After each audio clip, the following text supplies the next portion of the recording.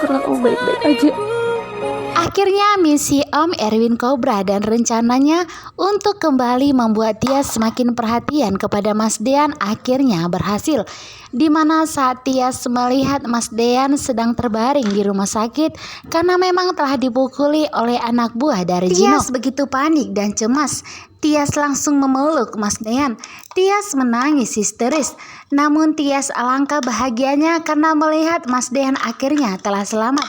Berbeda yang dirasakan oleh Gino, di mana saat Tias bahagia akhirnya Mas Dean selamat, justru malah Gino semakin terbakar api cemburu dan semakin kecewa melihat kemesraan mereka berdua.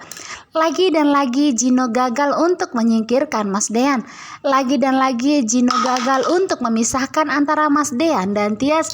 Malah saat ini Gino melihat kembali keromantisan antara Mas Dean dan Tias. Saat Tias memeluk Mas Dean langsung memeluknya kembali. Di dalam hati yang paling kecil, Mas Dean berharap agar pelukan ini tidak akan pernah lepas karena ini adalah obat dari setiap penyakit yang dialami oleh Mas Dean saat ini.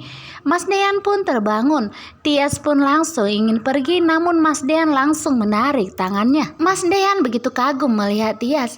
Di balik wajahnya yang begitu cuek dan hatinya yang begitu jutek kepada Mas Dean, tetapi justru malah Tias begitu khawatir dengan kondisi Mas Dean saat ini.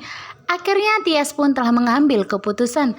Tias akan memperjuangkan cintanya kepada Mas Dean dan akan memperjuangkan rumah tangga mereka agar tidak ada perceraian.